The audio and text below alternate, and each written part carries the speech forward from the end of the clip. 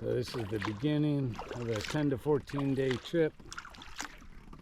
93 river miles, lake miles, from Halls Crossing, Bullfrog area, all the way down to Page, Arizona. Probably going to be pulling about 130, 140 miles with canyon exploration. But I am entering Glen Canyon. I'm trying to pull off about 12 to 16 miles today, weather pending on wind and whatnot. Got 2 days good weather. Saturday, Sunday is supposed to be pretty windy, so I'll probably be hunkered down for a couple days. Hopefully I can be down by the Rincon or the Escalante by then. Hunker down for a couple days, do some hiking. Day one, here we go.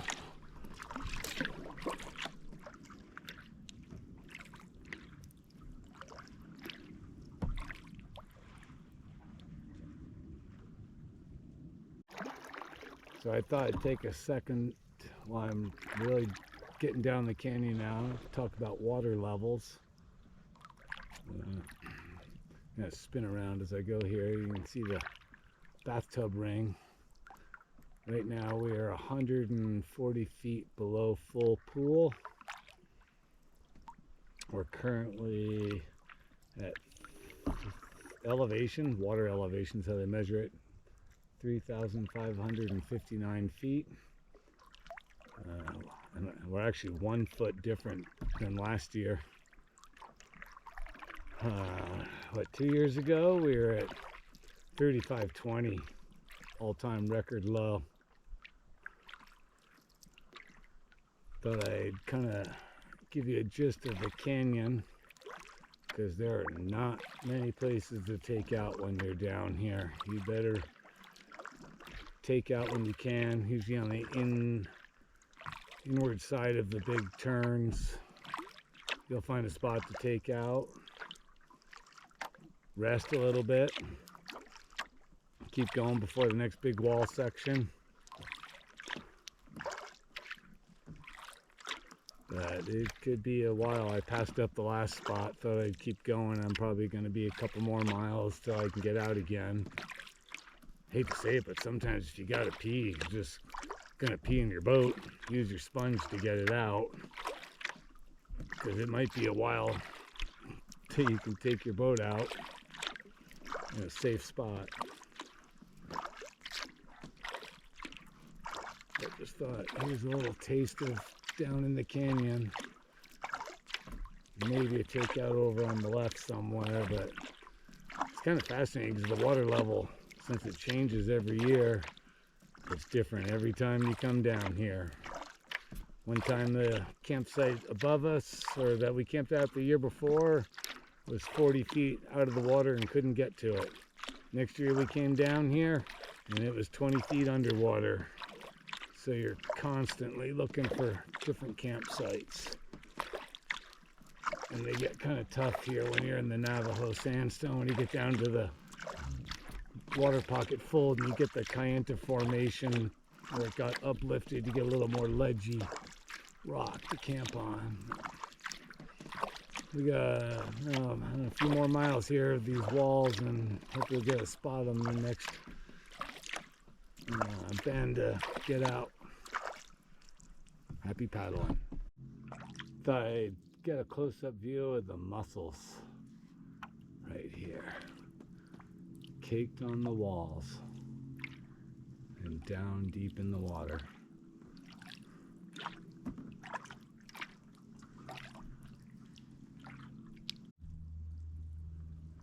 All right, just had a little break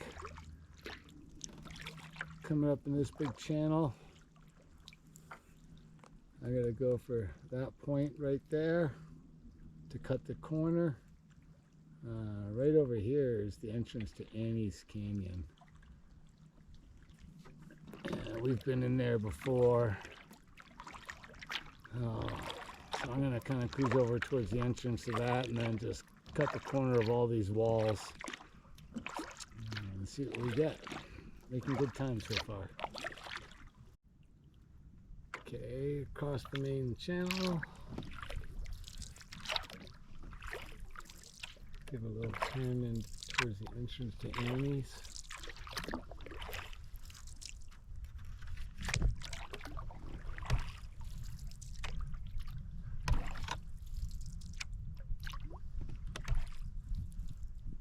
That's Annie's Canyon going in right there. It's pretty cool back there.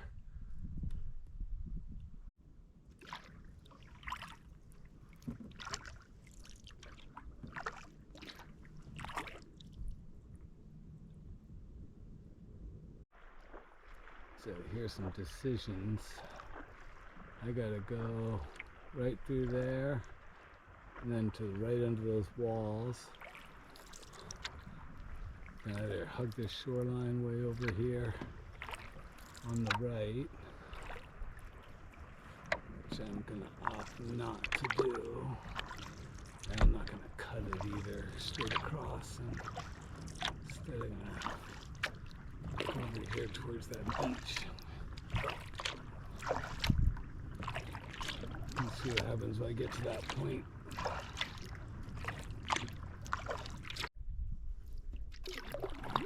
Okay, here comes the first view of the Rincon and the start of the water pocket fold.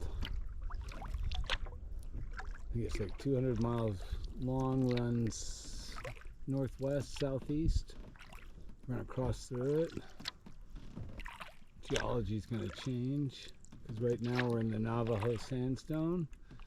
And if you look at the top of the Rincon, that's Navajo sandstone, a couple thousand feet higher up.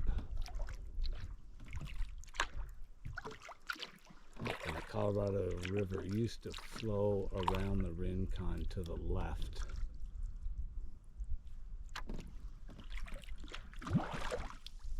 That was a big fish. Alright, let's get down there.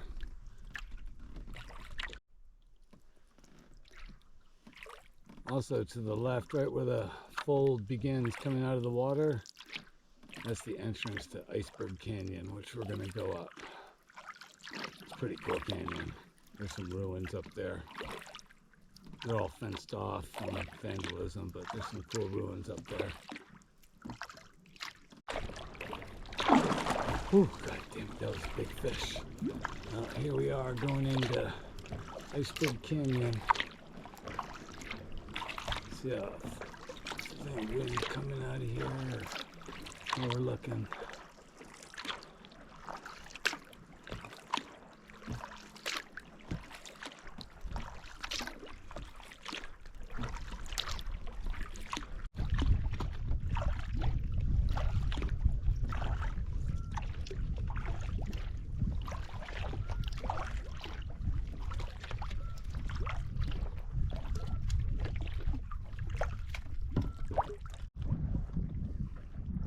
Now, I decided with this little wind, I'm not going to go up into Annie's, or not Annie's, Iceberg.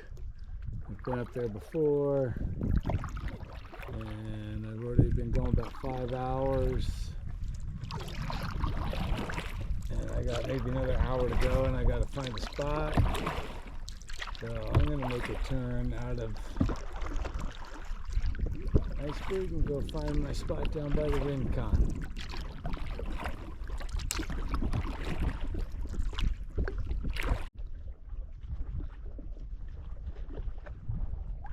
This is the view of the water pocket fold right here.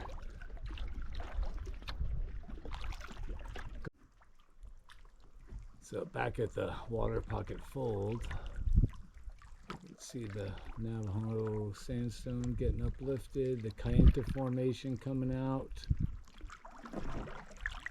Soon we'll see the Chilean formation. Over here across some iceberg, we used to be able to camp. Once we got a campsite over there. I went by it today and it was about 5 feet below the shelf you needed to get up onto. And there wasn't much for anything else in there.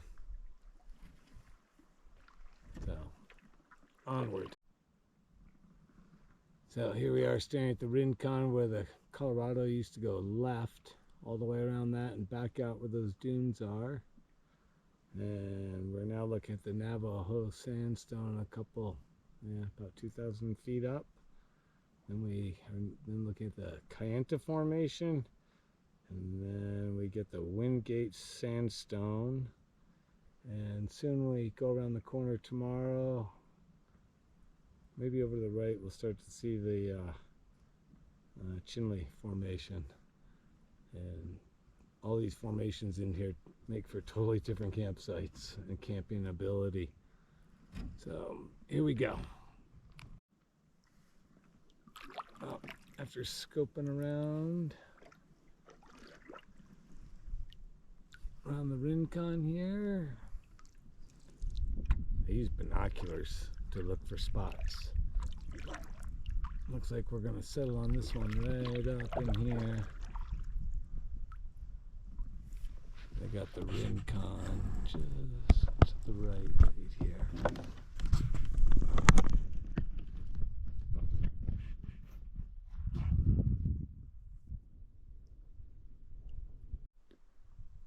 Oh, got my nice little house here set up right below the Rincon.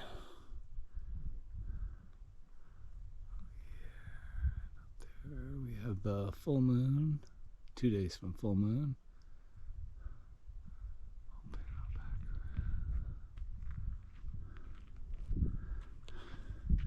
Four season vestibule works great for shade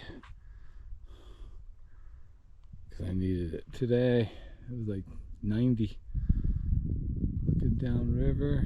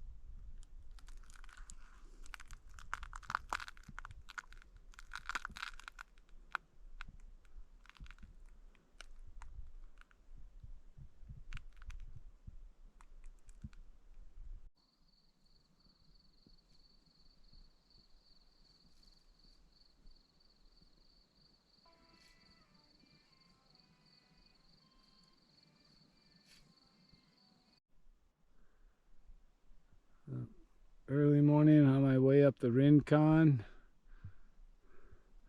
My tent is down in there. That's looking north where I came from. This is the water pocket fold.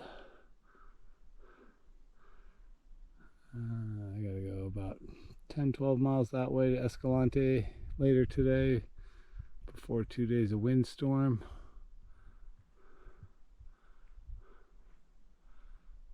And I gotta go up here through the Kayenta formation, get on that ledge up there. Not sure I can get up on the Navajo formation, but we'll see.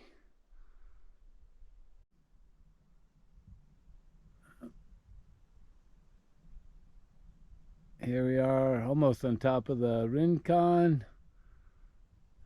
Don't see an easy way to get up on top of the Navajo sandstone.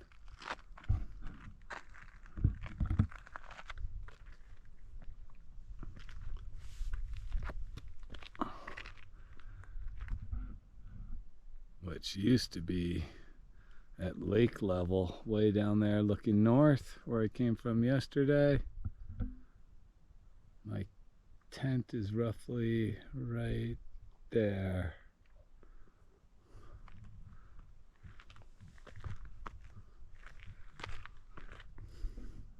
You can see where the lake used to be up here.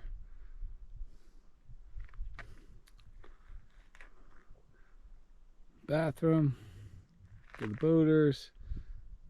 There's one dude camping right down there where we camped a couple years ago. Gotta go all the way down that, around the corner.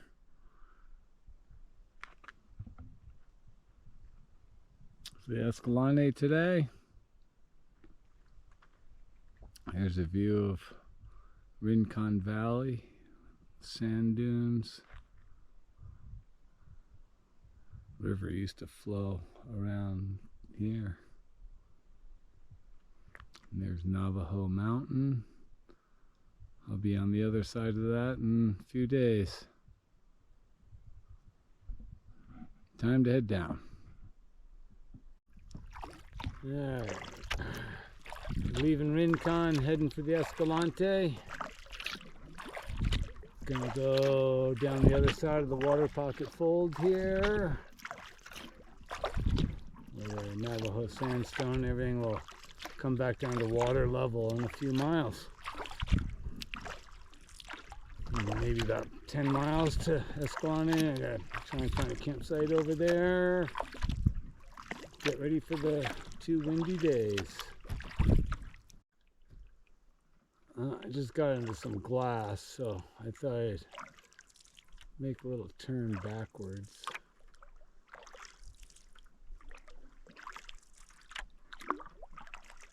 So you can see the layers.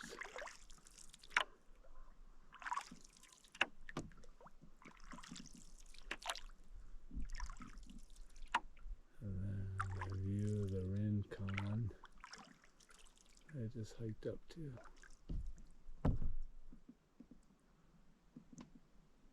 So cool to think the Colorado River used to flow all the way around that millions of years ago.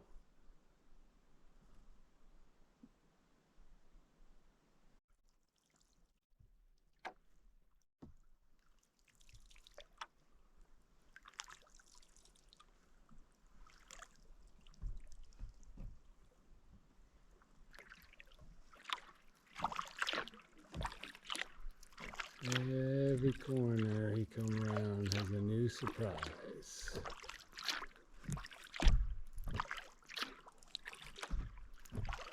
Can you get out and stretch your legs?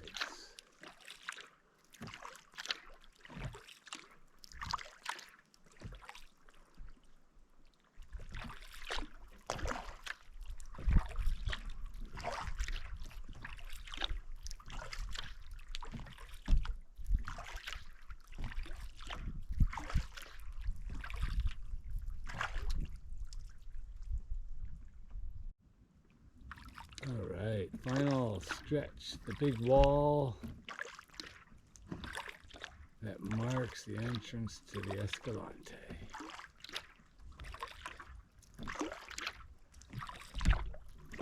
And that was a long 9 miles with very few pullouts or campsites. So we have better luck in here with this year's water level.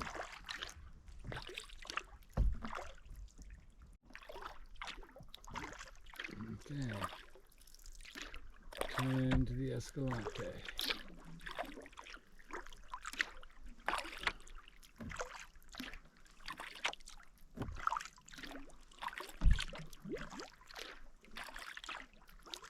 Oh man, we have a campsite right there.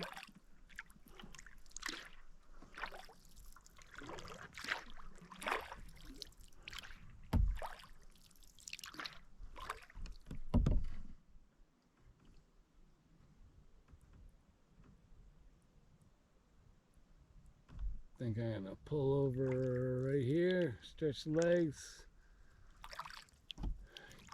get a high spot and see what I see for campsites.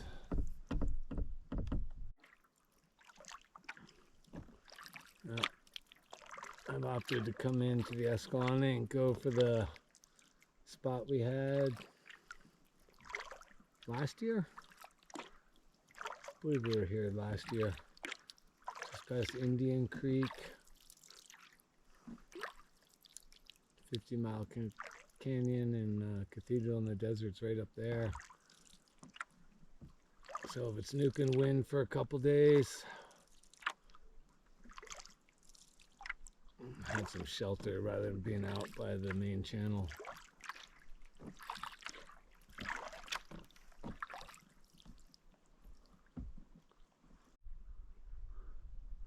Probably one of the nicest campsites I've been to on the lake so far. Full shade. It's 85, 90 degrees outside.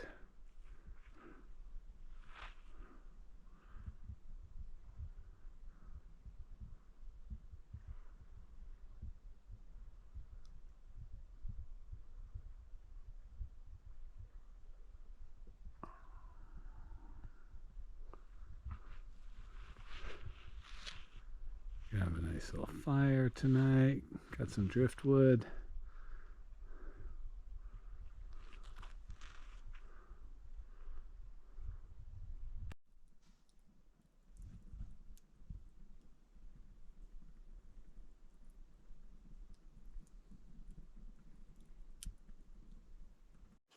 Good morning. Day 3 here in the Escalante. I thought now I'd take a chance to talk a little bit about our trips down here. I've been down here before a couple times in the early 90s and then took a little hiatus, but this is 4th year in a row now coming down here. One trip, maybe I'll back up. First time my partner and I, Kim, came down here, and this is what I highly recommend. We stayed at Bullfrog and did a couple day trips, one to Moki, one to Eden Canyon, and that gave us a taste of the lake, the walls, the lack of spots to get out, and a little feel. After those 2 day trips, we ventured down to Iceberg for an overnight, 2 nights, and stayed down that region, then paddled back. The following year, we decided to get boated down to Escalante. We spent, I think, 5 days cruising around this area down here, and then paddled back to Hall's Crossing on that one. And then, let's see, the 3rd year, last year, rather than the 2 day paddle to Escalante and 2 days back, we got boated down here again and dropped off, and we went south all the way down to Rainbow Bridge, and we spent 6 or 7 days between Escalante and Rainbow Bridge, and then got picked up just outside the Escalante entrance and boated back. That gave us 4 more days of not having to re-paddle what we've done before. It was spendy. It's $300 an hour each way for the boat, so that was almost $1,200. So this time I'm on going solo for the whole lake. I feel really comfortable down here. I understand the geology and where you can find spots, when to get out, because if you don't get out, you might go another 4 or 5 miles before you can get out. So anyways, these are the 2 main pieces of information we use, is the Glen Canyon map, which is phenomenal. Keep that right on the deck of the boat. And this would be 6th edition of Boater's Guide to Lake Powell. This is my reading book when I'm down here too, because the history that you get to read about, the geology, is fascinating. It's endless down here. This book is just, it's a great read. I could read over and over. There's so many hikes, so many places to explore down here. But that's a little gist. This is our 4th year, well, my 4th year in a row. I'll get picked up in Page or Lone Rock, somewhere down there. But that's a little gist of a morning talk on this beautiful day in Escalante. Here's a little taste of my camp up here. kind of a day off today. I'm just gonna cruise the Escalante, go up to go see if the Gregory Natural Bridge is exposed. 2 years ago it was out of the water. I don't think it will be this time. Maybe, and go down into Cathedral, the desert. But here's my little layout. I bring a platypus to hang for my water. I can pour it out straight into the pot or use the filter. My little campsite. This is Sierra Designs Convert 3 tent. Jetboil stove. This is my first trip with the Jetboil. And I do have a backup stove with a backup pot in case I run out of fuel or stove breaks. I can build a fire and burn and boil water in a pot. I bring slippers, chacos, and flip-flops. Slippers to keep feet warm, chacos for hiking and boating. Flip-flops are the easiest thing to put on just when you gotta jump out of the tent. With this is a 3-person tent, and with this I'm able to put both my blue bags in there that carry all my dry bags from the boat, my little solar panel, and being a 4-season tent, when the windstorm and blowing dust hits, I can seal up. This tent also comes with a full fly on it that has a vestibule on one side and then a large removable vestibule on the front that yesterday I actually found extremely useful for shade because it was 90 degrees. So this is an upgrade from a Hubba Hubba mesh tent, because last 3 years in our Hubba Hubba, when the wind blows and the dust blows, we got sand blasted. It was brutal. So 4-season tent now, nice and roomy. Right. Here's the little poke of my tent while I have some morning coffee. Cheers.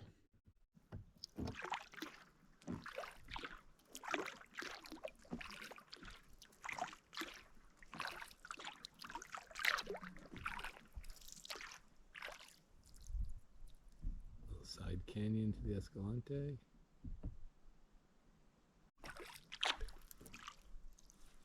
We're now in 50 Mile Canyon.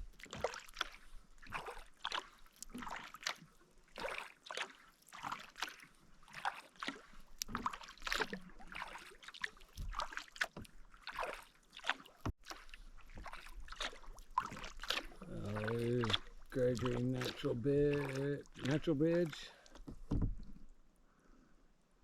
Right in front of us in the bow. Looks like the water is up to the ceiling. 2 years ago, when the water was 40 feet lower, we were able to paddle under that, and the channel keeps going. When it was full pool here, the water actually went all the way around to the left, and you could boat around this buttress right here. And people would actually get out and scuba dive down under this natural bridge. Wow, what a difference. Every year is different when the water level is different. Wow.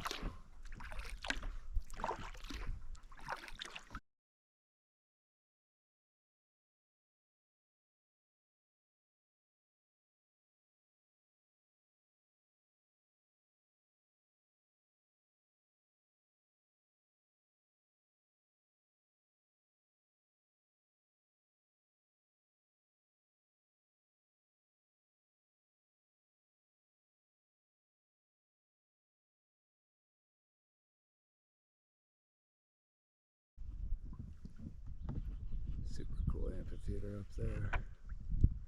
A couple years ago we hiked up there. There was a fire ring up in there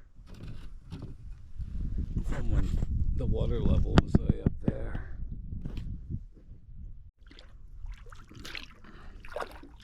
Right now we're heading up Davis Gulch. Gonna go see if we can find the Gorge Arch.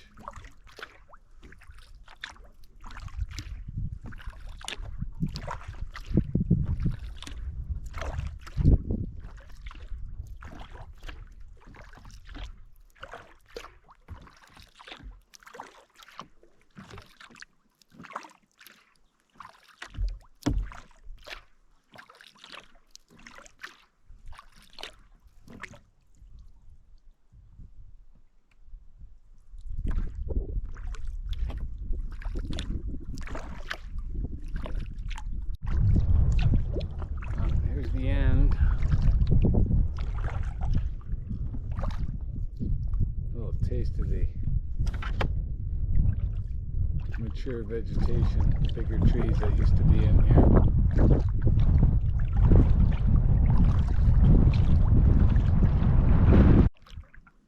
Well, don't think I'm gonna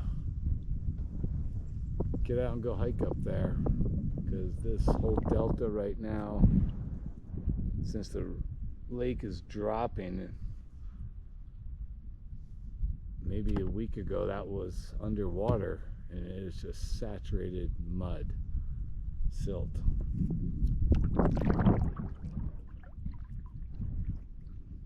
Haven't been down here in the summer when the water is higher and it gets up to where it's drier ground, but that might be a little wise, so I'm going to skip going up there and go over to the cathedral in the desert.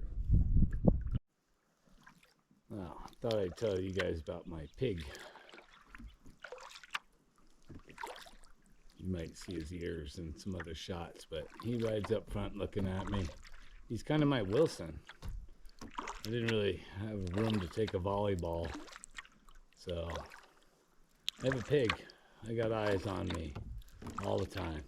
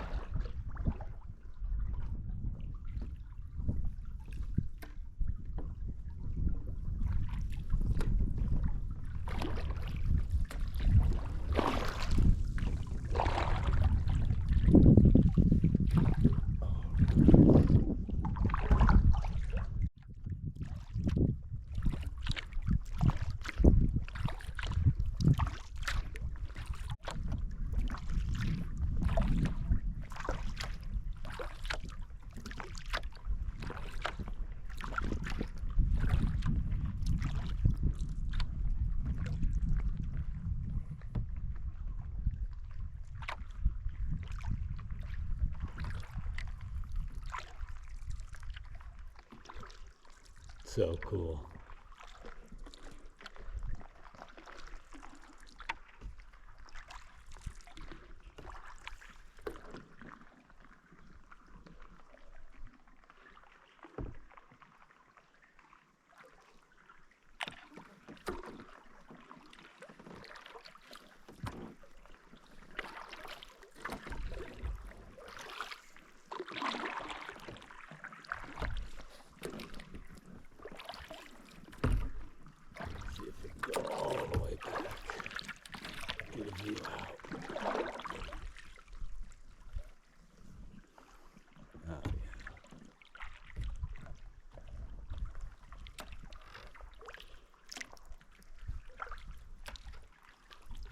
Hey, does it get any cooler than this?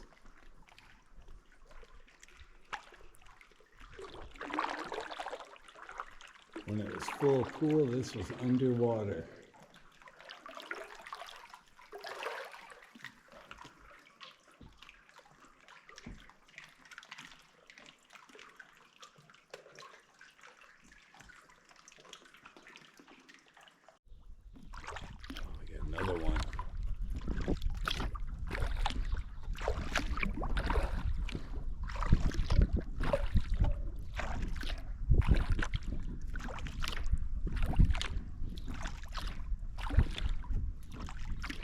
You're looking at the underside of old ancient sand dunes.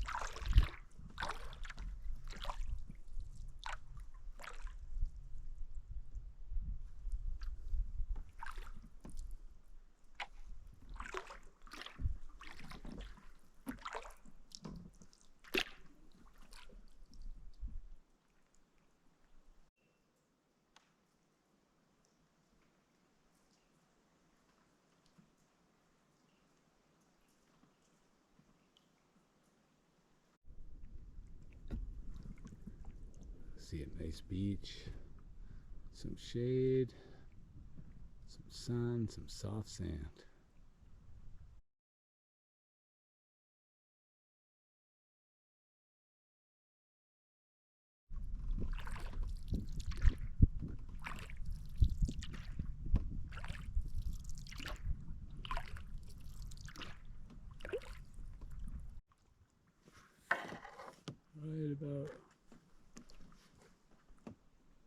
Right there's my tent, and right over there is the entrance to Clear Creek Canyon and Cathedral in the desert. In there. Here we go into Clear Creek Canyon to the Cathedral.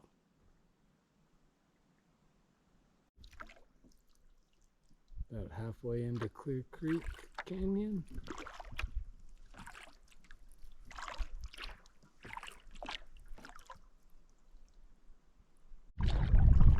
So right when you think you're at the end of the canyon, I'm going to have to shoot this whole thing if I get in here. The wind come down.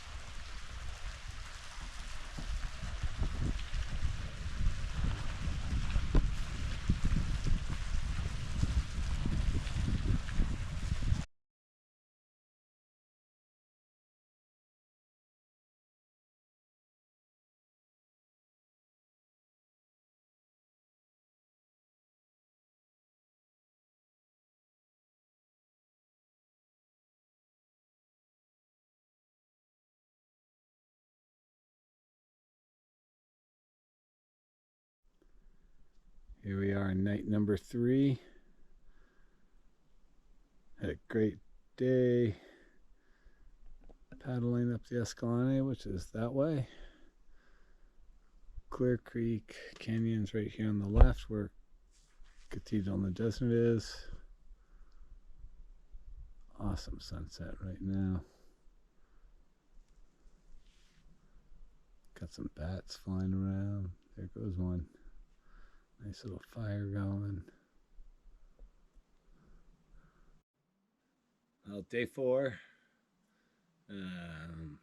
Early morning. I need to get an early going today. Oh, tired. Let's see. Today I'm gonna try and push about 17 miles all the way down to Cottonwood Canyon, Oak Canyon. It's down south of the San Juan Arm. I know I've got campsites for the next 10 miles down along the east side before the San Juan Arm. Then after that, the last 5 miles gets really tricky. There's only a couple spots that I remember from last year. So we're going to take it as it comes, see what the weather does. I think I'm going to skip Hole in the Rock, hiking up that today. I grabbed a forecast yesterday afternoon, and next weekend is supposed to go down to the upper 60s, low 30s, upper 40 or lower 40s at night. So I'm gonna push some miles today and get down there and grab another forecast when I get out on the main channel, see what we got, and make some decisions as we go, because it's 1 mile at a time here. And if that wind picks up, I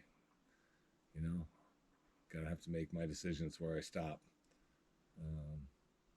But that last section is big walls, and the whole channel down to San Juan is north-south and could get some whipping south winds. Last year we had like 3-footers with a tailwind in there. So I'm going to hope that doesn't happen today, and going to pack up and start heading south. Adios. Enjoy some coffee first.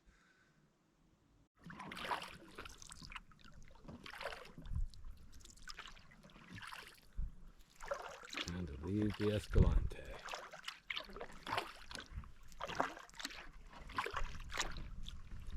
I decided to name my pig. His name's Powell. After the explorer, not the lake.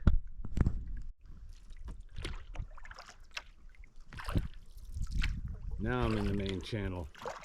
Yeah, I thought that was it back there. Duh. Here's the buoy for Escalante. And let's see, there's the 68 buoy. Just off the bow right there. This is where you either go left or right. 25 left back to civilization, 68 right to civilization. Going right. Thought long and hard about it. Got the gear, got the clothing, got the food. Just need the weather. Gotta go all the way down around those big walls off the bow to the right.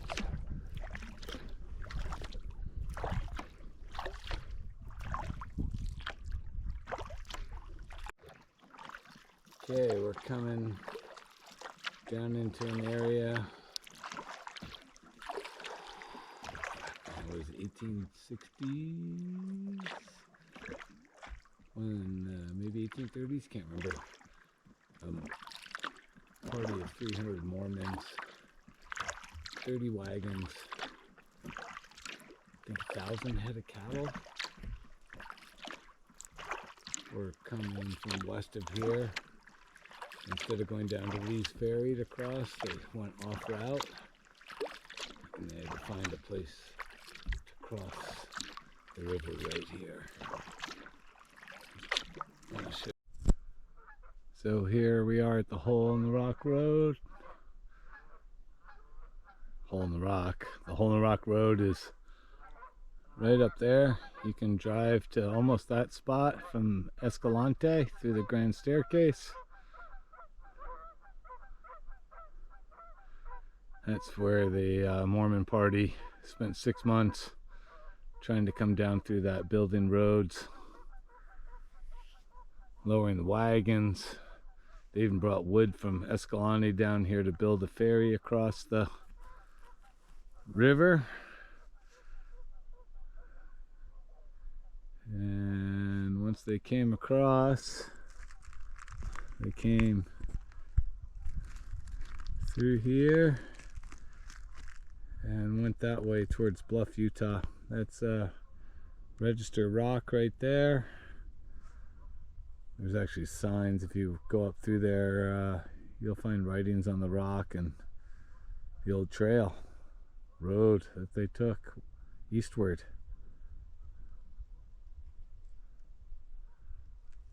Come back this way. There's Navajo Mountain right there.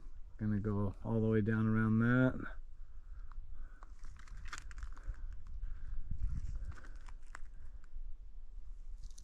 Thought another cool thing I'd point out here is that a couple years ago we met 2 different parties that had driven out to the Hole in the Rock Road, then hiked down the 40-mile canyon. One pair down the 40-mile canyon to the Escalante. When they hit the water, they unpacked their pack rafts, pack rafted out of the canyon into the Escalante, and then went up the 40-mile canyon pack rafting, and then hiked through the slots back up to the Hole in the Rock Road. Then we met another dude who came down, I think Davis Gulch, from the Hole in the Rock Road, and then he pack rafted out through the Escalante down here in his pack raft, packed up his pack raft, hiked up the Hole in the Rock Road, up to the slot, back to his car. Super cool adventure, man. That sounded pretty cool talking to those guys. So for those of you guys that are into hiking and pack rafting, there's one for you. All right, back over this way we go. See, a couple years ago we camped right down in there.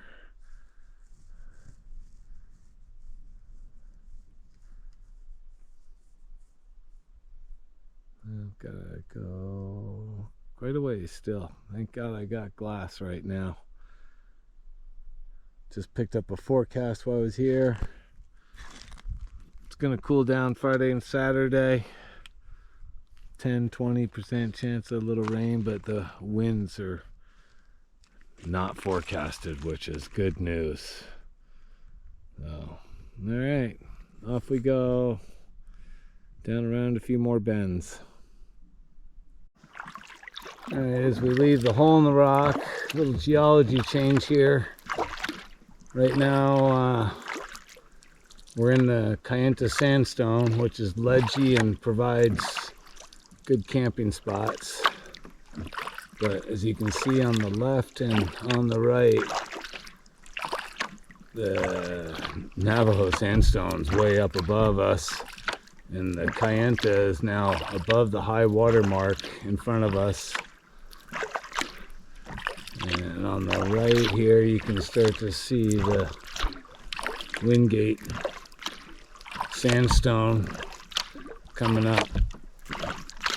This is when camping gets difficult, because that Wingate sandstone is not as ledgy and doesn't provide as many spots. Can make a little crossing here over to that point, cut the corner. Yeah, you can see right here on the left that the Kayenta is coming up out of the water now. It's not as easy to get in there for those ledges, or up higher. The sandstone's down lower, or the Wingate sandstone.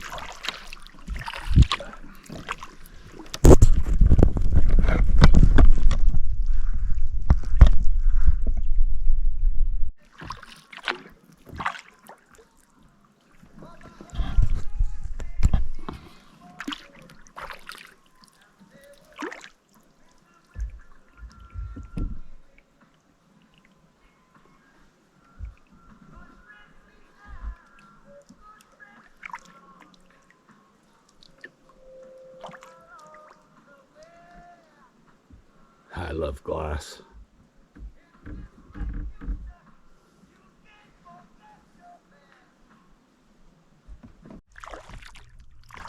Here we are going past the entrance of Wetherill Canyon. Pretty fun canyon to go explore. We went out there a couple years ago.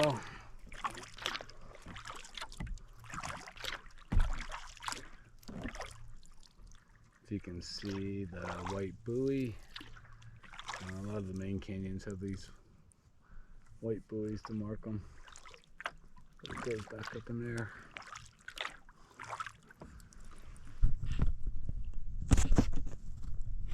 And we're doing a little channel crossing to the next point.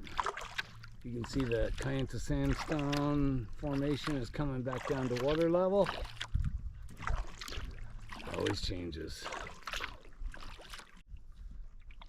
Here's our first nice close-up view of Navajo Mountain. And in front of Navajo Mountain,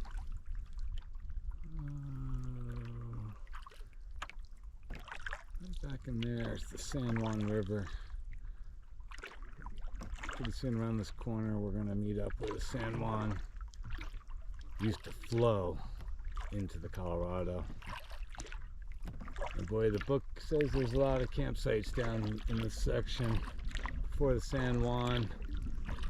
But boy, the water would have to be about 50, 60, 70 feet higher to get you above the Kayenta sandstone up on these shelves. I haven't really seen a spot yet to take out. Was it last year? We camped right down in here on one little shelf. We'll see what we get. I'm going to keep going, but I'd just be curious to see where it's at from last year. It's one of the coolest areas down here where the two rivers came together. San Juan comes in from the left behind this first wall. And the emergence, or the eddy maybe, of ancient times where the two rivers came in together, carved that second wall back there. And we're going to go right before that second wall. We take a hard right over towards the famous Reflection Canyon. So let's go turn up the San Juan here for a sec. Last year we were on the other side of the channel, so this year it's kind of nice to come over here since I got glass. Let's see what we got. Ooh. Well, bailed on that takeout. I'm gonna look around this corner. Oh wow.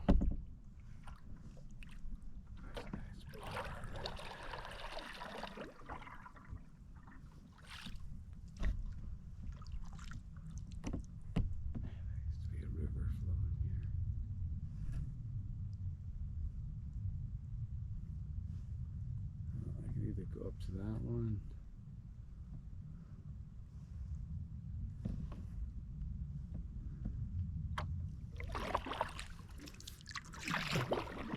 Oh, there's camping right there.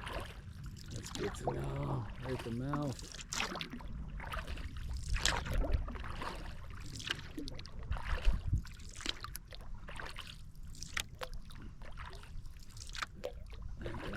Get over here. Go on that little point right there.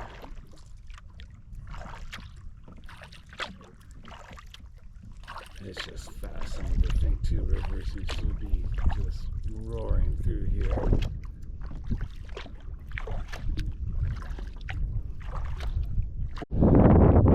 A little lunch break at the confluence of the Colorado and the San Juan, looking north.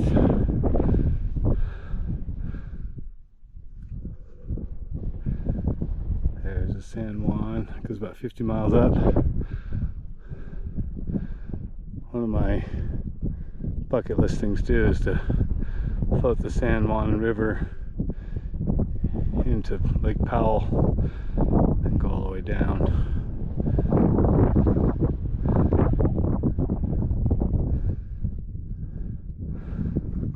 Walls are just amazing.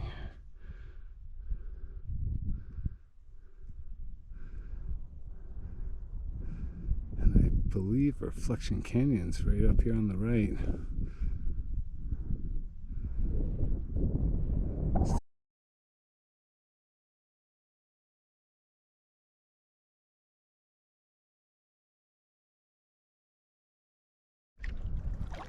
On our right's the entrance to Reflection Canyon. Check that one out from the air. Pretty cool. There's actually good hiking, camping. Come up on the rim down to overlooking it. We went up it last year, and I got a little wind picking up. So I got about 5 miles to go. There's a big channel of big walls. Not a lot to get out in, so I kind of want to get this chunk done with. There is a campsite back there on the right, but I'm going to keep going. Okay, here's the long stretch from Reflection Canyon to Antelope Canyon, which is up around the corner up there on the right. I have a little canyon right here on the left. I'm gonna pull in there out of the wind for a sec. You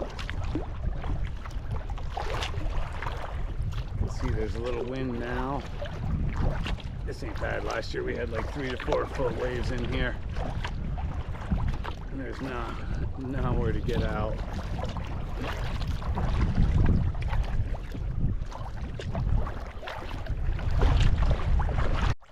Hey Powell, how you doing up there? A little bouncy out here right now.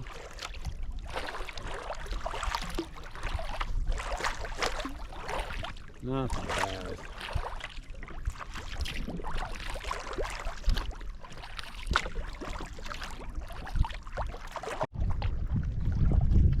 Okay, made that channel and crossing, and now we're looking at the entrance to Antelope Canyon right in front of us. Tried going in last year, but the wind got so bad we got blown out. And kind of the way the wind's blowing right now, I think I'm gonna pass on it, because I gotta go around this whole point in front of us and get on the other side of it.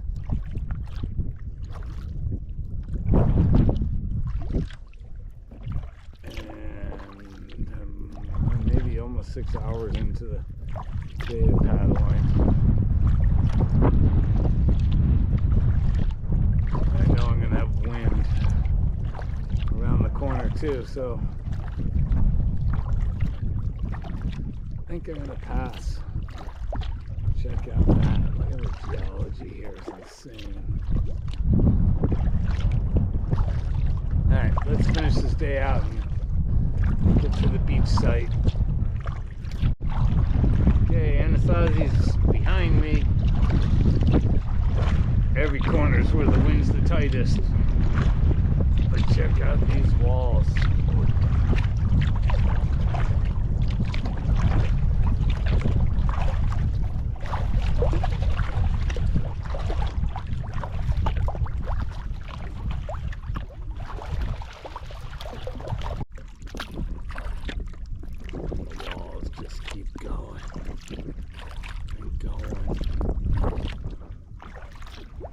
Know what's around the next corner.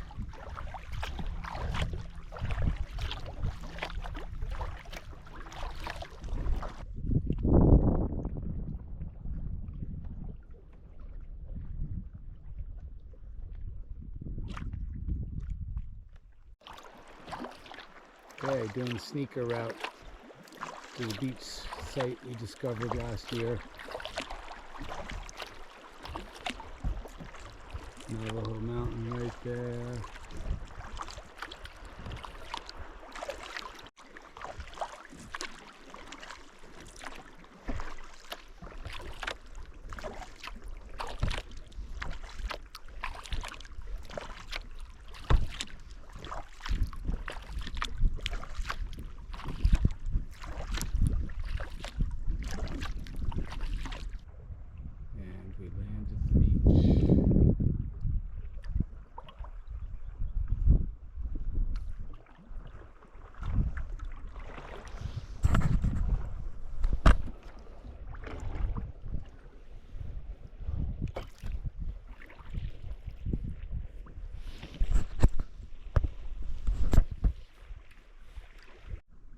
Okay, here we are. I just pulled into the bay.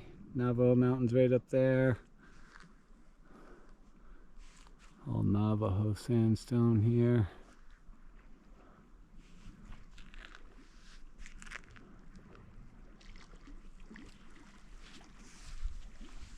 Whoa.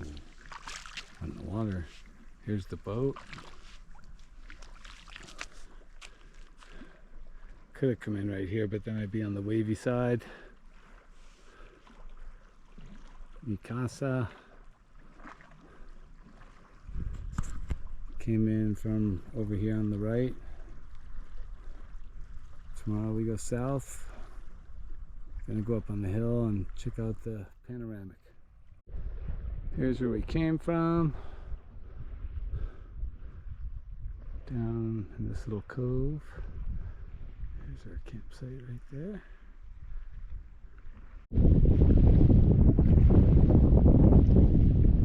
How unreal is this? Navajo Mountain on the left. Sacred to the Navajos. Here's a restroom. My toilet paper runs out, gets wet. About every 20 miles you'll find one of these.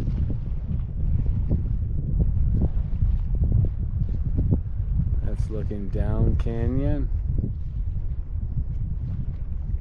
Go down around to the left and then you're heading into Rainbow Bridge. And I believe this big one up here is, tall one's all called 50 Mile Mountain. This is looking back to the west or north where I came from. Alright, let's do a little map time. Orientation for everybody. It's the Colorado River right here. Oh, you're gonna need a longer stick now. Up at the very top is height. I'd say right now the river is probably down to about right here, maybe in here. We looked at the North Wash. You couldn't even put in right there to come down this way. And the Height Marina's closed. The road's blocked. So the only way to get to this end of the lake is Float Cataract, or come up lake from Bullfrog or Hall's Crossing. Right here. We opted to go in from Hall's this time. Because it's a quicker drive for Kim to get to Moab. Not have to go all the way back up and around. So I came down here like this all the way to the Rincon right here for the first night. Then the second night all the way down around like this and up into the Escalante to about right there. And today came out of the Escalante, came all the way down here. Here's Hole in the Rock right here where the Mormons crossed. Came down the river here. And then here is the San Juan Arm coming in. I have not been up this part. Look at it. Because it's really sandy. I have not been up this part of the arm yet. But it's on my list. Whole nother place to explore. It's endless down here. So we gotta flip it over. Alright, map's flipped over. Orientation again. San Juan Arms coming in right here. Today I was able to make it all the way down here to what we call Cottonwood Cove. Right in here. Here's Rainbow Bridge. I think tomorrow I'm probably going to go sneak into Rainbow Bridge, do a quick hike up there, come out, maybe check a couple of these canyons out right here on the north side because I read some cool stuff about them. And then just kind of start to meander my way down the channel. Let's see, up here I'm at 51. So 41 is 10 miles right there. 35, 36 maybe on this point in this area. tomorrow night, which is quite a ways. I don't know if I'll get that far. And then let's see. This. Oh, I always forget. This is always so hard to figure this all out. Here's Navajo Canyon. Here's the dam right there. Lone Rock is over here. My ultimate goal might get only the Waweep or even Antelope Marina. Here's Labyrinth Canyon right here. So I'm really only, I mean, if I pushed 2 days from Labyrinth, and maybe 3, 2.5, 3 to there. Okay.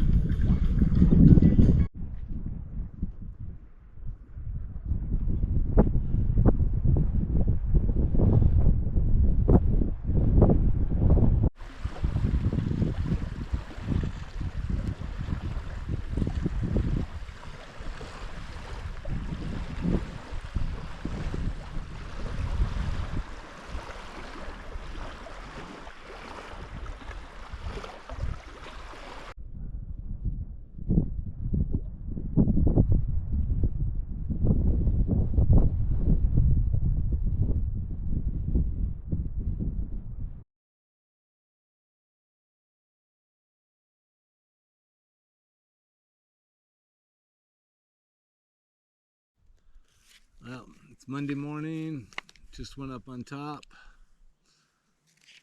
Got a good forecast now through Friday. Saturday it's going to cool off, go down a little bit.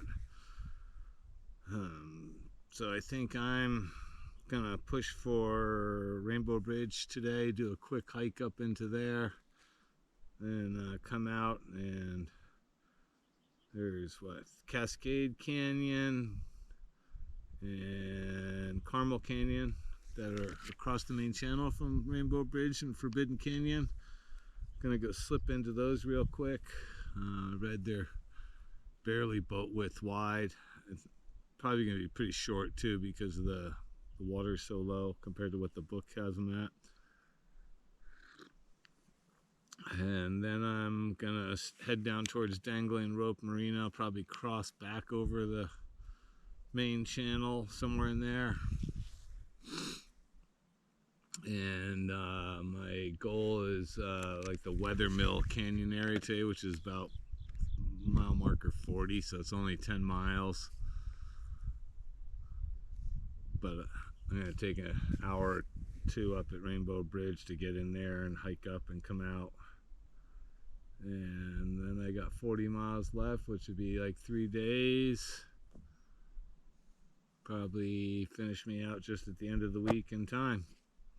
But that's the gist right now. After Rainbow Bridge, it's new terrain for me. Even though I went down to Dangling Rope in the 90s, I don't remember what it was like down there, and the water level's 75 feet lower than then. So it's going to be binoculars and scouting for campsites, and we'll see what we can find. But now the second half of unknown terrain begins. Peace out. One last look up canyon where I came from.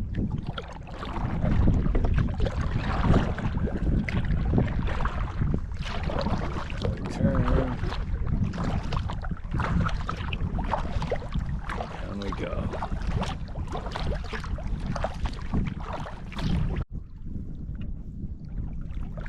Before I get too far down, someone mentioned right off the bow in here is Little Oak Canyon. We went up in that last year. It's a killer slot that's just barely wide enough to paddle up to a beach. Oak Canyon, Little Oak Canyon's right in there. You gotta go kind of around by the bathrooms to get into it right now. There might be a little gap, but last year you couldn't get through that gap in the rocks right there. Anyways, onward we go. Got some big walls ahead.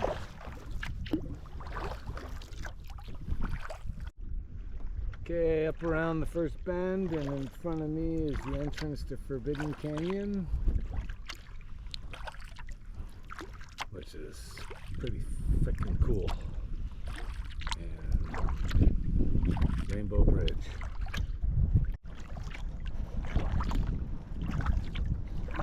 Canyon marker.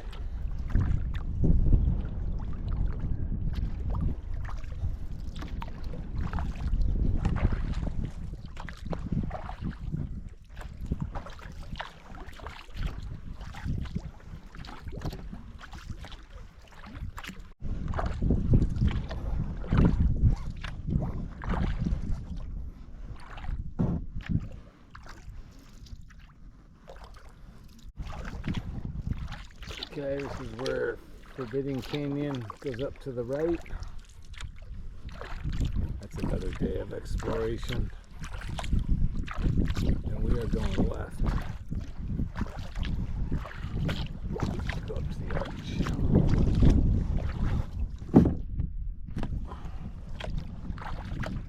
Oh.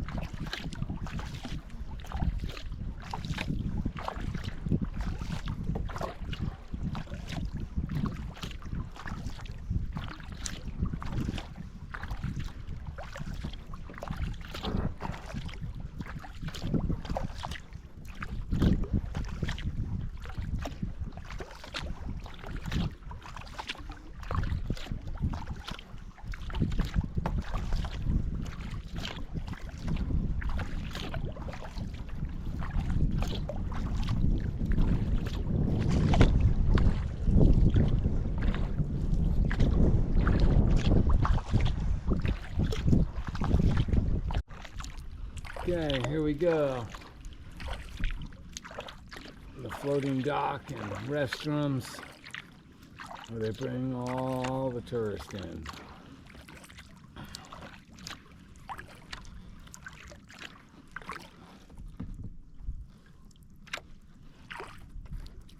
I'm gonna sneak down the right side, tie up, go for a hike. For a quick perspective, that's 140 feet up from the dock to the white line right there where the water used to be. And if you follow that all the way to there, got a 1.5 mile walk. This is vegetation that goes underwater during the summer. When it comes up 40, 50, 60 feet, depends on the snowpack. Kills it every year. The water comes up. If it stays down for a few years, stuff grows. This is what I call the death zone, where the water still keeps going up and down in a similar spot for a long time. In a minute we'll see the green zone. So there's the end of my death zone for the last 10 years maybe. And look up here where we've gained a little elevation. Green. Green.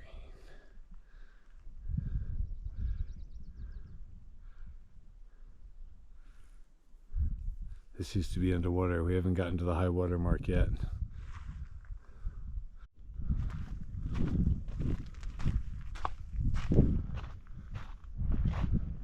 Here she is.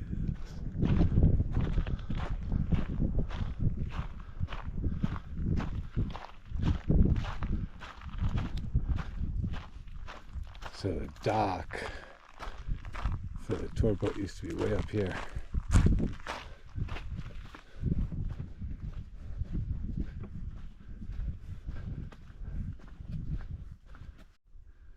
Now above the high water mark, got cottonwoods.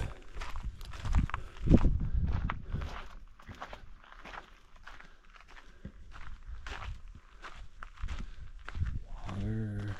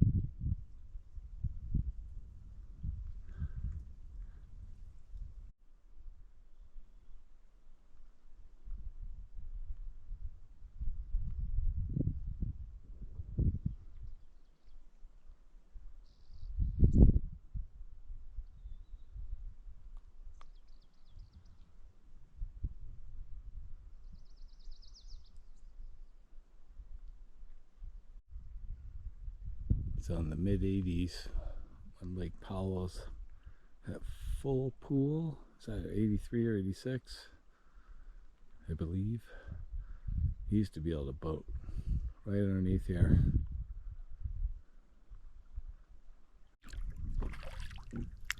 We're on our way out of Escalante Camp a couple days ago.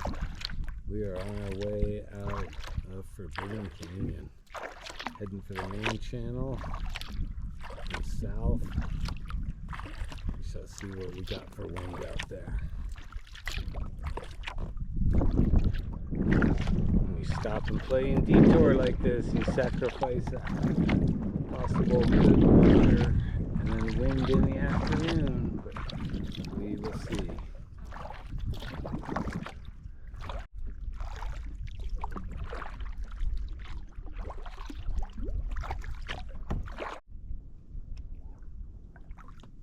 Finally got a light show. It's been too glassy to get these. Check this out.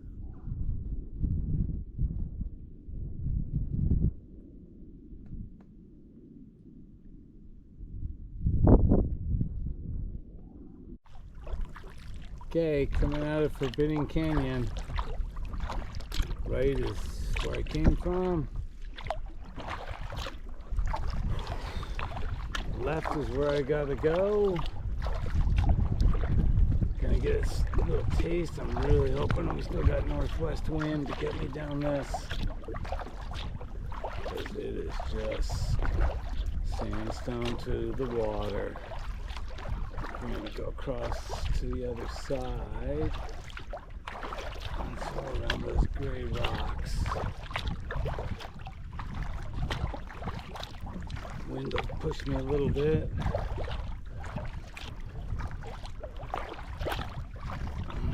But I don't want to go down the left. It's walls, deep bouncy water. Across we go. Okay, out in the main channel. Unexplored terrain for me. And boy, is it some long runs here. Wow. At least upper canyon, you meant maybe a mile and then you turn.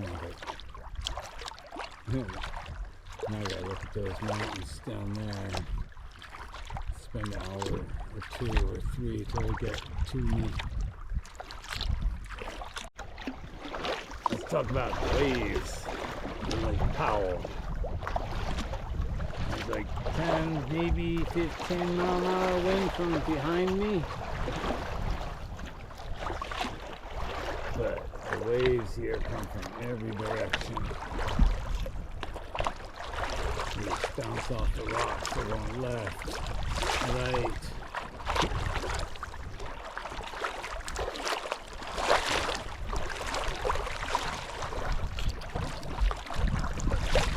Sometimes it's better to just stay away from the walls a little bit because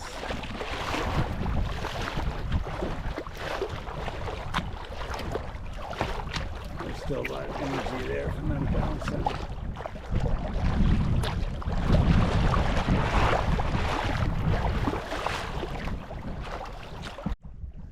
So I just made a little pit stop in this cove. I found a spot to get out. Should have gotten out after I crossed the channel from Forbidden Canyon because there's very few places to get out in here. Don't be picky. Maybe if I went up this cove up the right a little bit, I'd find more, but I don't want to go a quarter mile up.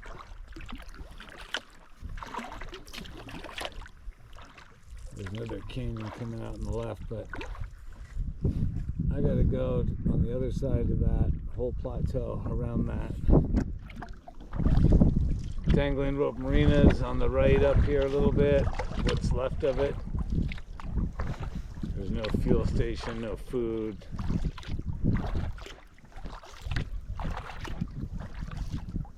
Employee housing, sewage treatment plants all still there, but there ain't no rest stop. On the left here we have Big Sheep Canyon coming out.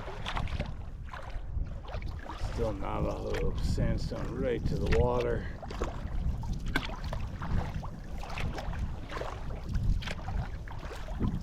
I gotta go either to that point right there, then past the big wall section to the next point, or I go down the right side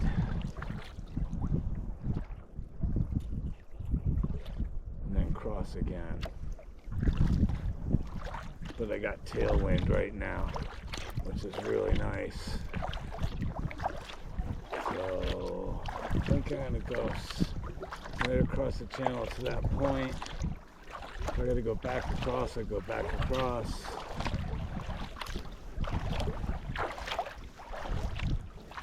I think I can do that point. I can get out there if I had to. I just know dangling rope tucks in around the corner on the right. So we'll see. We'll go to that point first. I've been doing good going down the left side. Got the nice red wall right here. It used to be white. Bathtub ring is gonna get taken over. Over to my right is the entrance to Dangling, ex-Dangling Rope Marina. I got a great story for that. When my brother and I came down here in the 90s, we got down to the Escalante and we left our hatches open in our boat down by the shoreline. And we each had a 12-pack of beer in there. And the freaking ravens pecked holes in the beer cans at night while we were sleeping. So all of a sudden half our beer was gone. When we looked on the map, we were like, wow, they have food, ice cream, and everything at Dangling Rope. So we paddled 2 days down here, resupplied on more beer and food, and stayed another 5 or 6 days. So always cover your, put your hatches back on at night. And cover up your cockpit with a cover from the spiders. Alright, on we go.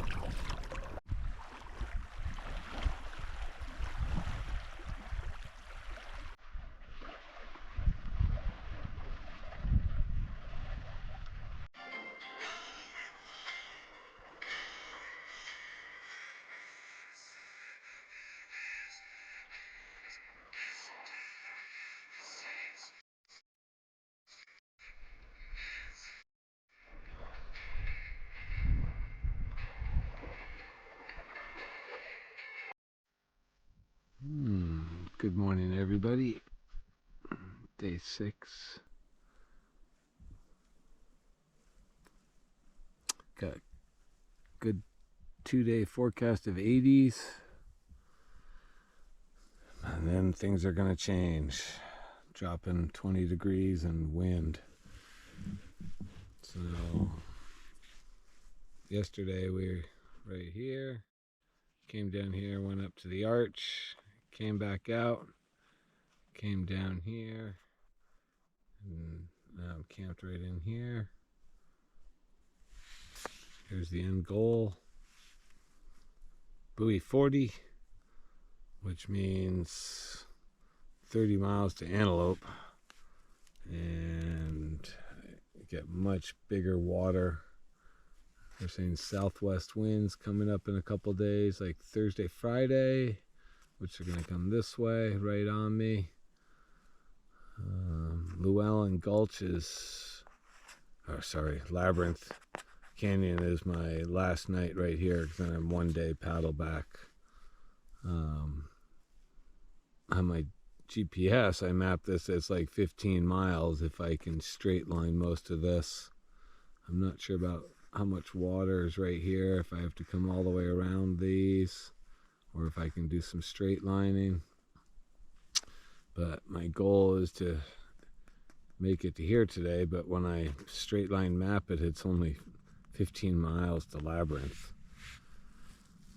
So I'm gonna shoot for down in here, and we'll see what time it is when I get down in this area, which is Fence Canyon right here, and we'll go from there.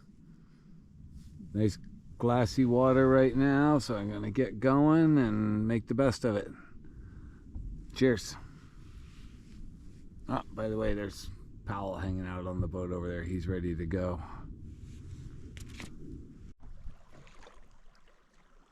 Here we go. Day 6. See if we can knock out another 10 to 15 miles. So much to explore down here, but I just don't have the time to pull over and explore with the forecast that's coming.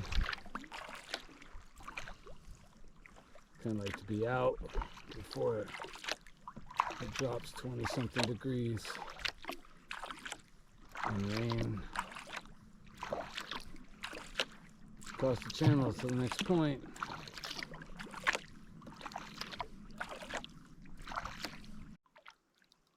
Thought I'd turn around and look and see what was behind me, where I came from.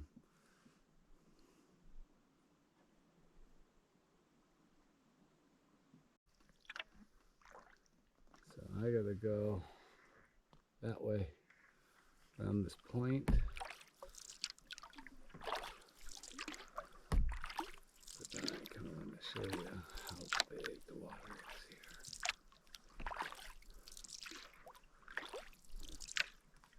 This is looking west.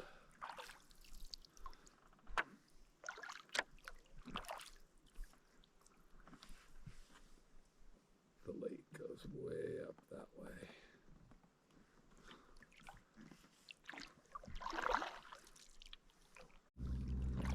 Just came around that corner.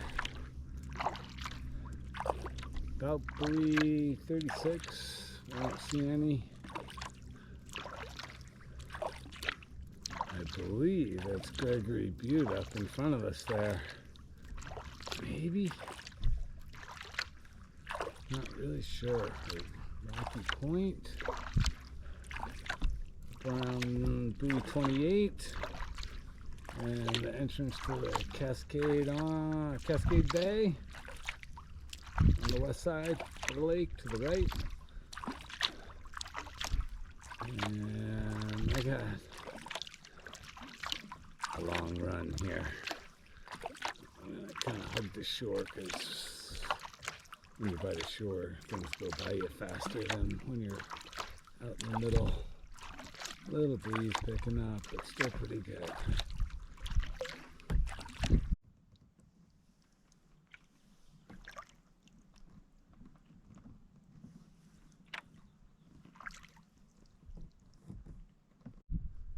Alright, here we are looking west-northwest over towards Last Chance Bay.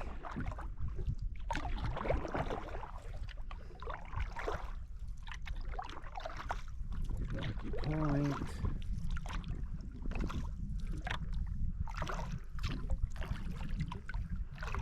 And we are actually going to go around that point in front of us to the left. And we'll work our way down that direction.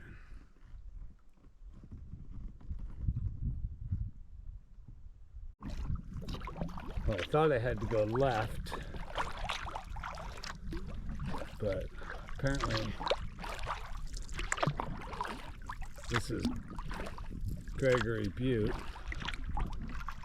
You used to be able to go over right there when the lake's full. So I went a little too far left.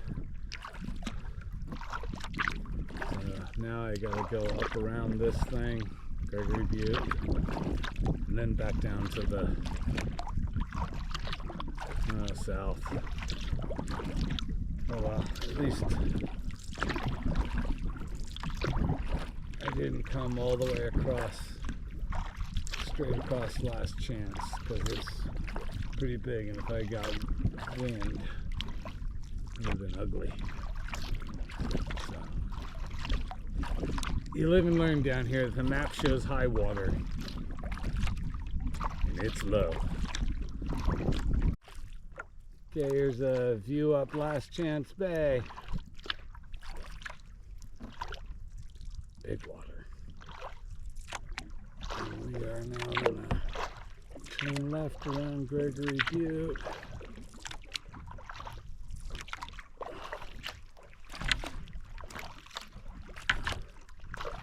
I think with the water so low, we gotta go around another one here.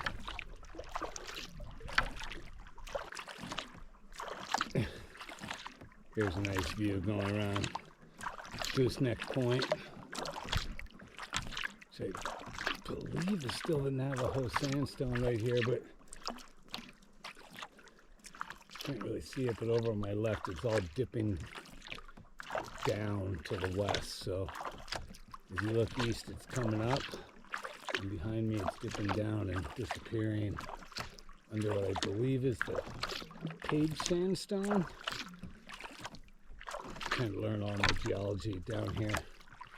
This is a whole new area geologically for me, but the geology is just fascinating.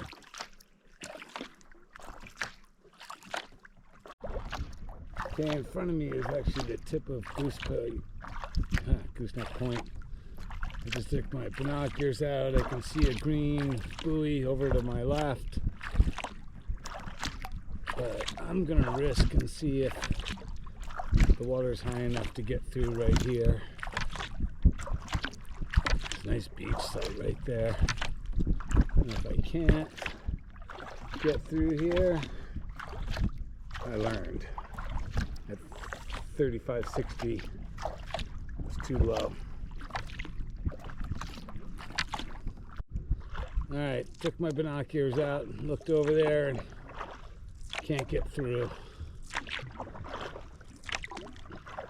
Well, I had my kayak cart with me. So anyways, gotta go all the way around. At least it's glass.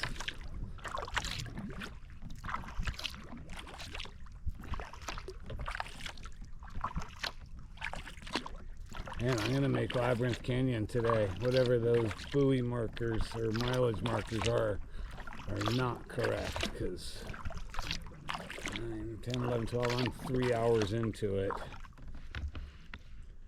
And according to the buoys, I've gone 18 miles, so that ain't right. Anyways, just gotta cross to this point up here.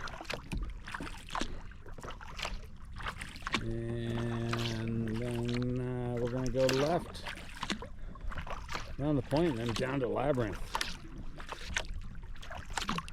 might spend 2 nights down there now that I'm so far ahead of schedule, but didn't think I'd make it this far today.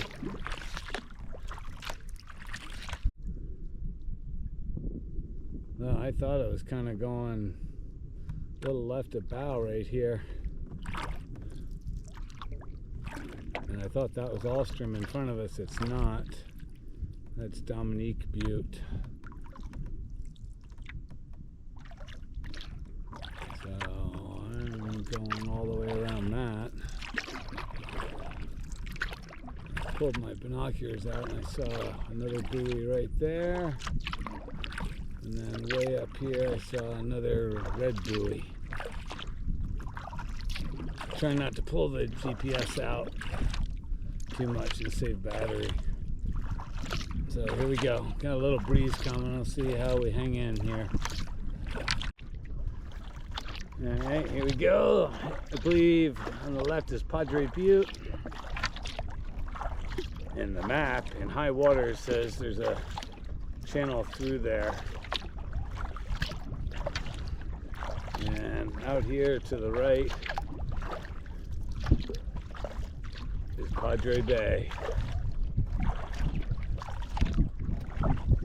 Bet the waves get big out here. We're gonna get across. We're doing pretty good, just a little headwind right now, so smooth sailing. Alright, got my bearings a little straighter here. This is buoy 22 coming up.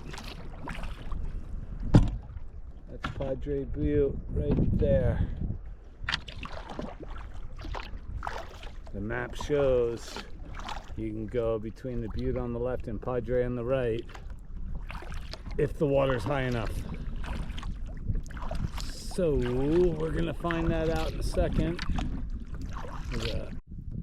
So here's Dominique Butte on the left. I think that's what it says. No, Dominguez. Got that wrong. The lake was 40 feet higher, which it will be in June. I can go right through here. But since it's the low time of year, I gotta go all the way around Padre Butte right here. And I got a little bit of a north wind. Not much, but I thought about stopping, but I think I'm just gonna keep pushing because I want to get around this thing so then I have tailwind going the other way, right on my left. I'll be right over there in an hour. Again, high water map shows you can go through there, but that ain't the case. Hey pal, check out what they do on your canyon now.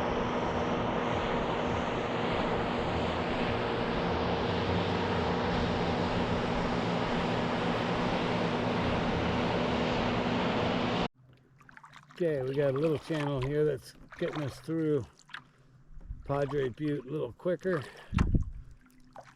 And Padre Bay is just on the other side of this little, I guess it's an island here in front of us. Alstrom Point, now that I got my bearings, is straight off the bow. You can drive to the top of that.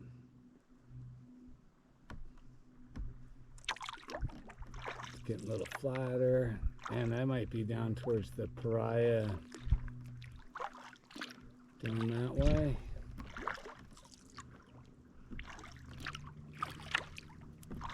Here's Tower Butte in front of us right here. We're going to stay to the right of that. And I'm blessed to have glass right now. Wind out here would just not be enjoyable. You wouldn't make this distance. Right, Powell?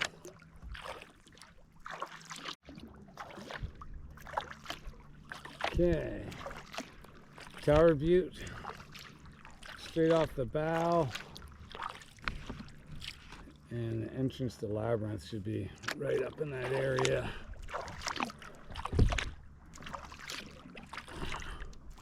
So I'm gonna kind of go right down the center here. I got glass. Pretty nice. See what happens. Say one thing, that beach is going to be one hot campsite. Hopefully these clouds keep coming. But it is cooking out right now. Ready for a swim and a bath, shave, get freshed up. In a couple days. How about you, Powell? You want to go for a swim too? Well, here we are at the mouth of Labyrinth Canyon, which is right over in there. One of the cooler slots on the lake that people come to from the Page end. Only 12 miles from Page, Antelope Marina. Let's see, I came around that, and then I went around that big one and came from way up in that direction. Here we are home. Didn't think I was going to make it this far today, but as you can see, the lake, which is not a lake, it's a reservoir, or a still river, glass. Had really good water today and made travel very easily. I've been really lucky on this trip not to have big winds like last year where we got shut down for like 2 days, especially down here where it's open water. This is the view around the back. Got some clouds today, storm's coming, shade feels good. There's Tower Butte now that we saw a while ago. And this is home for 2 nights. So I'm going to go explore Labyrinth tomorrow since I made it this far. See you later.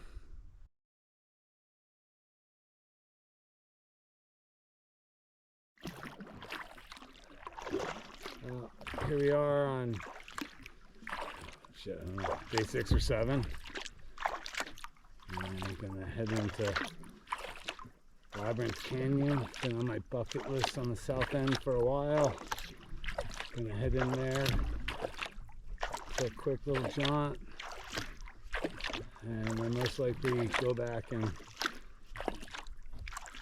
pack up camp and do the 11 miles back to civilization.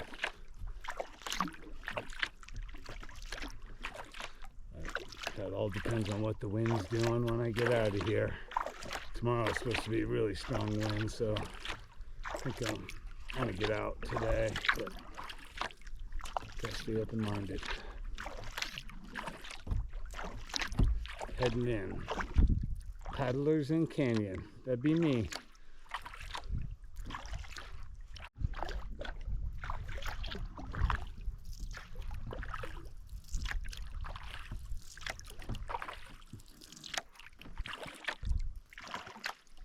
What do you think, Powell?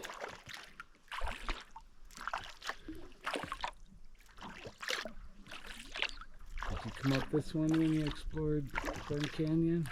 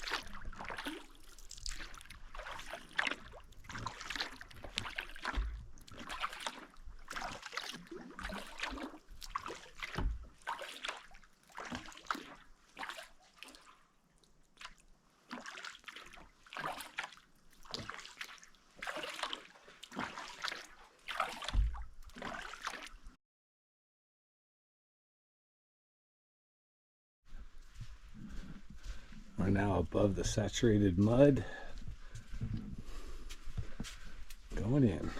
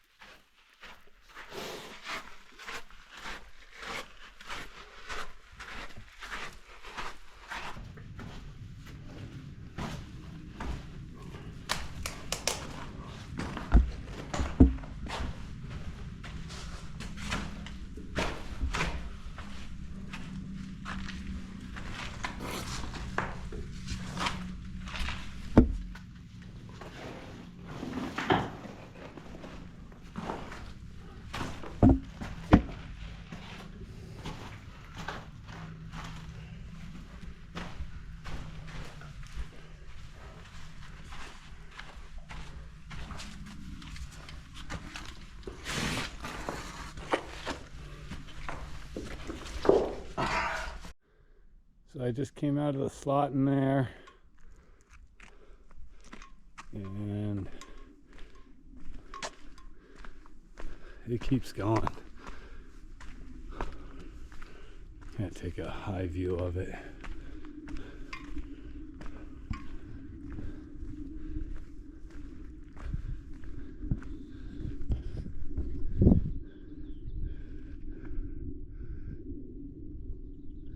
If I had more time with the wind, I'd keep going.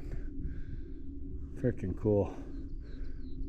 Yeah, changed my mind. I'm gonna dabble a little bit up this part because I was able to get a GPS and I was at high water mark. So I'm gonna dabble in here a bit. GoPro.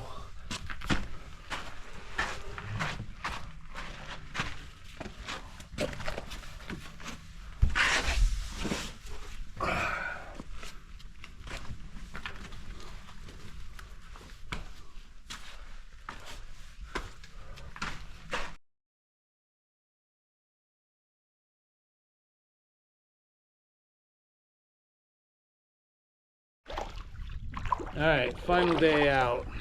Just cruising out of Labyrinth Canyon.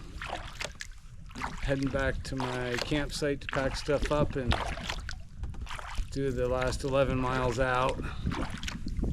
I'd love to make it all the way to Lone Rock, but I think that's like 17, 18 miles, and just too much for me. Because I'd love to get a view of the dam and say I went all the way, but stopping at Antelope, getting picked up. But I want to give my thoughts on Glen Canyon and Lake Powell and all the controversy here to flooding this beautiful canyon and destroying it. And my thought this whole trip is humans are species, just like a beaver is a species. Beavers build dams, humans build dams. Beaver dams don't last forever. They get washed out, abandoned, and Mother Nature eventually washes them out. So think about the next time you see a beaver pond. Someday that beaver pond will be gone, and all that'll be left is the deposition, sedimentary deposition from the beaver pond, just like the sedimentary deposition here. And Mother Nature reclaims itself. So that's kind of how I look at it. And after going through 200 to 250 millions of geological evolution here, someday Lake Powell and the dam will be gone. Might be 10,000 years, might be 50,000 years, might be 100 years. And then it might take another 50,000 years for all the sediment that's been deposited to wash down the Grand Canyon all the way down to the Gulf of Mexico or to the next dam. But it will reclaim itself. Just think, this used to be ocean. You know, you find clamshells around here from evidence of ocean. And it used to be like Sahara Desert. Earth got uplifted, river carved, changed it all from what it was once one day.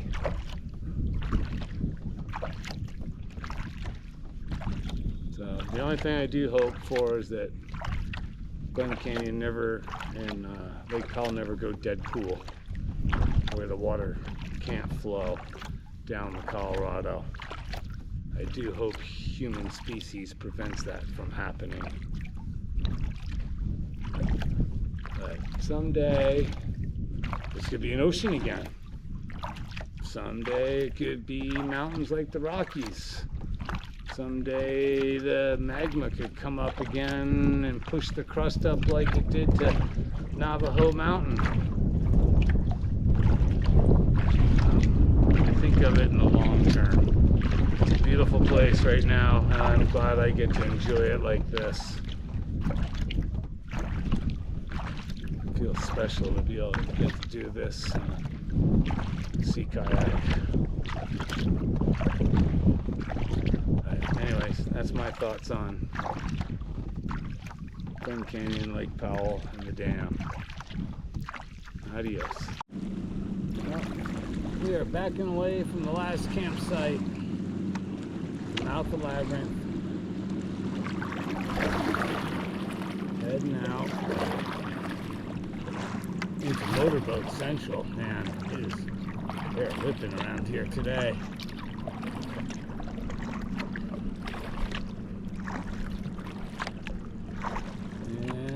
Off we go.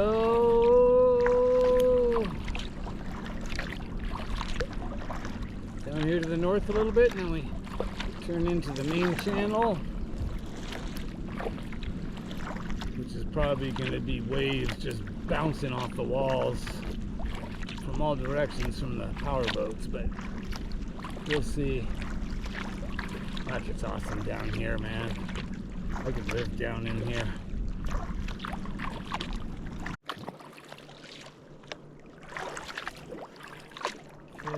Out of Padre Bay we go. Out of the big water. Which might be good if the wind starts blowing.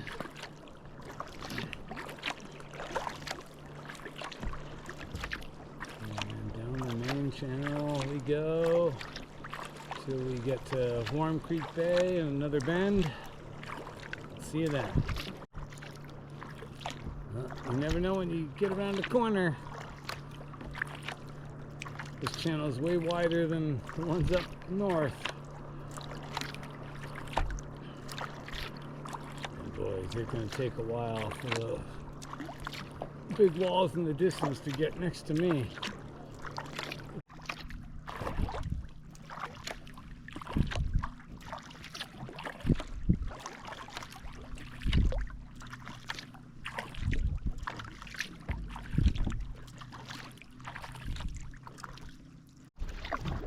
Oh, that 2-mile big wall section is done on the left. Thought it came down the right side, but now the big wall section's on the right. And I think I'm gonna get across because we're going west right now. And if we start getting this southwest wind, I kind of want to be on the other side. I don't have any boats coming, so we're gonna get across to the other side here. You can kind of see the swells are just every direction. Kind of cool. Okay, across we go. Okay, we're at buoy 12. If you went right over there, you go to Warm Creek Bay, and then that's the way you would go to Waweep if the Castle Rock Cut was open or had enough water in it. Right now it's bone dry. I have to come up, I think, about 30 feet to open. So everybody from Waweep has got to come from the left here all the way around through Antelope. That's quite a few miles. I can't remember the exact number, but I'm going left. Only chance. It's a short distance. I have heard of a guy who went right and went to the Castle Rock Cut and then portaged his kayak on a cart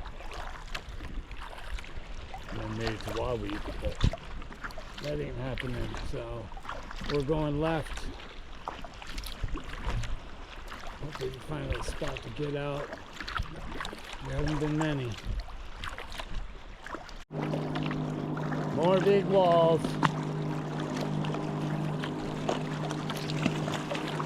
Should stretch my legs back there. Thought there would be something in here. Just around the corner, but more big walls.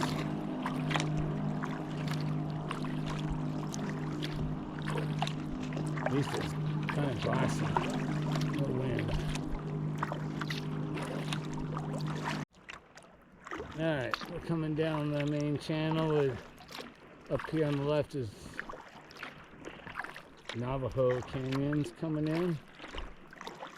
I'm now in Arizona, so I just lost an hour. Not that that means anything when time doesn't mean anything. But now in Arizona, and Antelope Island, which is massive on my right. Navajo Canyon's coming down the left. We're gonna cross the channel while there's no boats here. And see if we can get out and stretch your legs up here.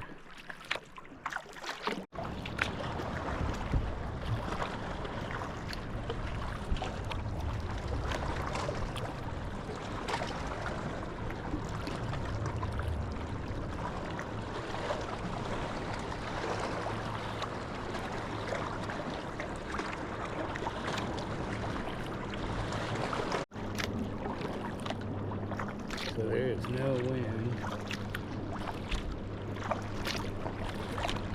This is just boat wave. You never know when they're going to come. Right there, I got some coming over my left. And they're going to bounce off these walls and come right back at me. Roller coaster.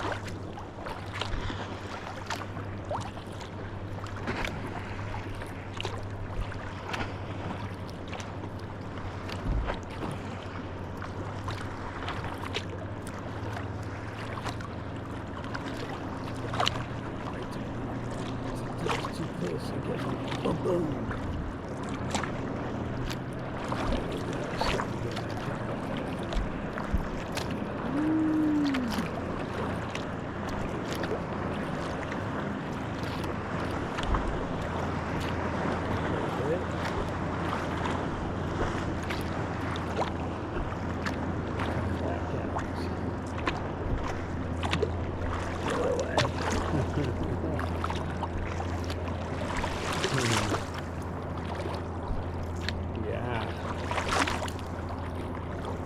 Powell waves with no wind.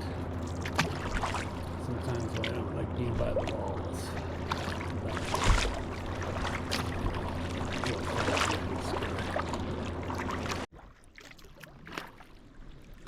So as we come down the final stretch, Powell and I shared experiences. His spirit shared with me what it was like when he came down here when it was a river. And I just got to take him down in spirit for what it's like. It's a reservoir. Thanks for the company, buddy. Until next time. Oh, I see houseboats. Marina. Lots of houseboats. That's what they put in here, Powell. Marinas. Not rafting companies. Home stretch, buddy.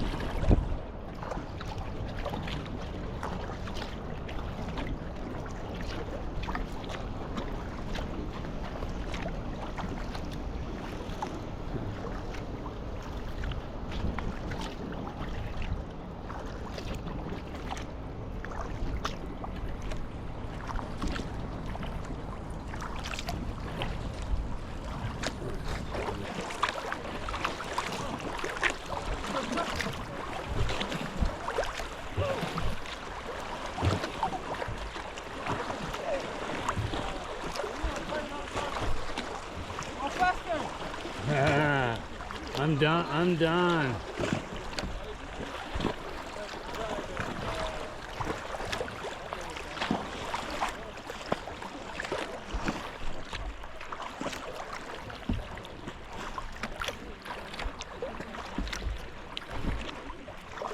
Is that a cold beer? Is that a cold beer? Absolutely. Oh, I'm fucking like 30 seconds away. Exactly.